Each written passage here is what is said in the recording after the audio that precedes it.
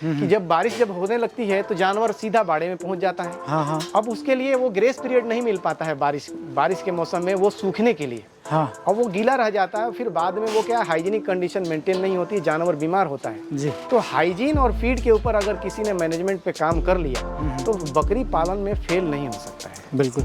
तो मैंने हाइजीन को मेंटेन करने के लिए कि ये गद्दी एक बार बाड़े से जब बाहर आ जाए सुबह तो वो अंदर नहीं जाए, चाहे वो गर्मी हो, जाड़ा हो या बरसात हो, स्पेशली बरसात। तो बरसात के लिए मैंने क्या किया कि जो 20 बाई 60 का जो शेड जहाँ खत्म हो रहा था उसको मैंने 12 फीट एक्सटेंड किया। मध्य प्रदेश में इस तरीके से आप काम कर रहे हैं इंदौर में रह के, काबिल तारीफ़ है। अब मैं थोड़ा सा इसमें आपसे शेड के बारे में भी जानकारी ऐड कराना चाहूँगा। एक तो हमने साइट सिलेक्शन की बात कर ली थी, साइट सिलेक्शन हो गया, बीड का सिलेक्शन आपने हमें बताया ही और समझाया कि भाई लोकल के हिसाब से हमने बीड का सिलेक्शन किया, फिर बाहर से भी कुछ आपने बकरियां लाई जी। थोड़ा सा मुझे शेड के बारे में बताइए कि जो नए लोग हैं अगर वो निर्माण करना चाहें तो किसको ध्यान में रखते हुए शेड का निर्माण करना चाहिए? देखिए उसका सबसे बड़ा क्राइटेरिया उन्होंने 2 बताए थे कि जी। आपकी जगह जहाँ भी आप कंस्ट्रक्शन करेंगे तो वो अप्रेज्ड होना चाहिए 3 से 4 फीट जी। और उसकी जो लंबाई होनी चाहिए वो पूरब से पश्चिम, ये क्राइटेरिया है जी। विंड का सर्कुलेशन जो होता है नॉर्थ टू साउथ और सन का जो मूवमेंट होता है ईस्ट टू वेस्ट, बिल्कुल। तो धूप भी जाए और हवा भी रहे, प्रॉपर वेंटिलेशन उसमें हो, इस वजह से उसको जो लंबाई उसकी बनाई जाए तो वो ईस्ट टू वेस्ट बनाई जाए जी, बिल्कुल। और चौड़ाई जो बनाई जाए वो नॉर्थ टू साउथ बनाई जाए। ज़्यादा से ज़्यादा चौड़ाई 20 फीट से ज़्यादा नहीं होना चाहिए। ये CIRG का रिकमेंडेशन है कि अगर ज़्यादा चौड़ा हो जाता है तो उसमें प्रॉपर वेंटिलेशन नहीं हो पाता है जी। तो मैंने ये 20 बाई 60 का पहले बनाया था, बाद में ये 14 फीट का अलग बनाया और किड्स के लिए एक 10 फीट का अलग बनाया, वो रूम ही है पूरा ये। लेकिन ये जो जाली जिसमें दिख रही है आपको ये 20 बाई 60 का है, इसमें 4 सेक्शंस मैंने बनाए हैं। तो ये कितने जानवरों के लिए? ये इसमें 100 जानवर 20 बाई 60 हैं, ये आप 100 जानवर रख सकते हैं अंदर रात में। और जितना आपने बनाया उसके बाहर अगर स्टॉल फीड पे रखना चाहते हैं, बाहर जानवर ग्रेजिंग के लिए नहीं जाते हैं, तो जितना अंदर उनके लिए स्पेस है उसका जस्ट डबल आपके पास रोमिंग एरिया उनको फ्री घूमने के लिए चाहिए। मतलब ये जो अपन बाहर देख रहे हैं गेट से 40 बाई 60 है और ये जो अपन यहाँ तक इस गेट तक देख रहे हैं ये 40 फीट है, 40 फीट है और 20 में अंदर 20 फीट कंस्ट्रक्शन है। ये 60 बाई 60 का पूरा एक शेड था जिसमें 20 बाई 60 कंस्ट्रक्शन है और 40 बाई 60 ये ओपन है। चलिए अपन अंदर से भी एक व्यू दे देते हैं ताकि एक और चीज़ बताता चलूँ ये यहाँ पर कि आमतौर से शेड जो बनाते हैं तो जैसे 20 बाई 60 बना लिया और 40 बाई 60 ओपन छोड़ दिया। आमतौर से ऐसे ही आप देखेंगे फार्म पे, इवन CIRG में भी इसी तरह से बना हुआ है। लेकिन मेरे को एक समस्या आई बारिश के दिनों में कि जब बारिश होने लगती है तो जानवर सीधा बाड़े में पहुंच जाता है। हाँ। अब उसके लिए वो ग्रेस पीरियड नहीं मिल पाता है बारिश के मौसम में वो सूखने के लिए। हाँ। और वो गीला रह जाता है, फिर बाद में वो क्या हाइजीनिक कंडीशन मेंटेन नहीं होती, जानवर बीमार होता है जी। तो हाइजीन और फीड के ऊपर अगर किसी ने मैनेजमेंट पे काम कर लिया तो बकरी पालन में फेल नहीं हो सकता है। बिल्कुल।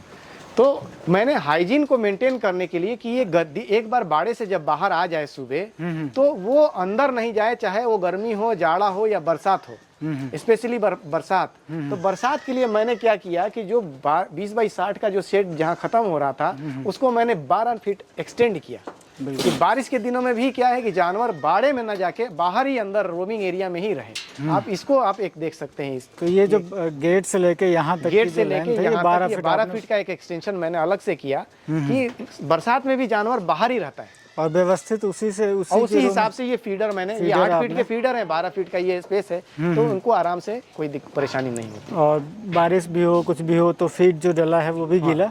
फीडर को कभी अंदर नहीं रखते इनके एरिया में अंदर। उससे क्या है कि वो खाते हैं फिर गिरता है, फिर वो चूहे आते हैं या जानवर आते हैं, फर्मेंटेशन होता है और फिर सड़ता है, तो जानवर की हाइजीनिक कंडीशन नहीं मेंटेन हो पाती है अंदर जी।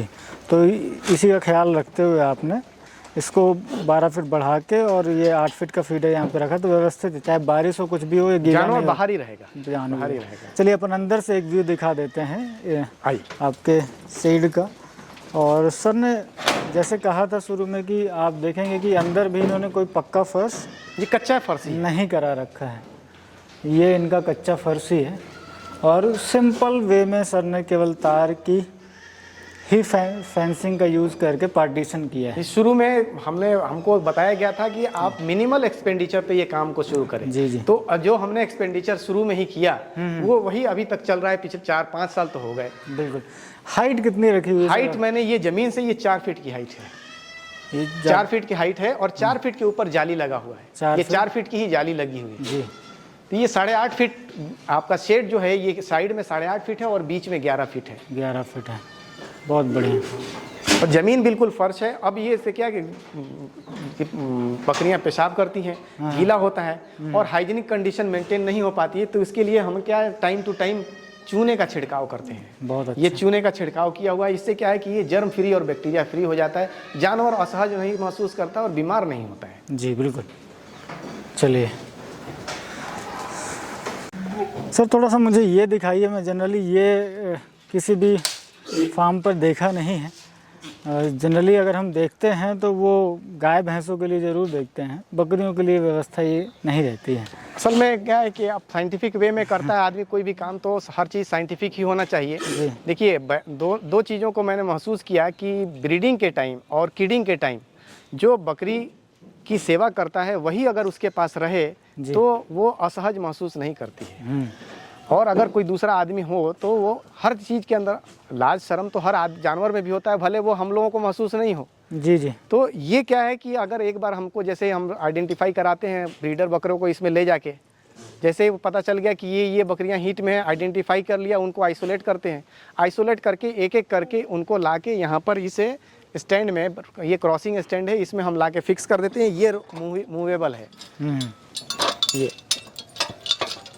जी बिल्कुल। तो ये अपने बकरी के साइज़ के हिसाब से ये मूव कर सकते हैं, इसमें मूव करके, और उसके बाद इसको फिक्स कर दिया, ब्रीडर को उधर से आपने इसमें छोड़ दिया, अब आप फ्री हैं।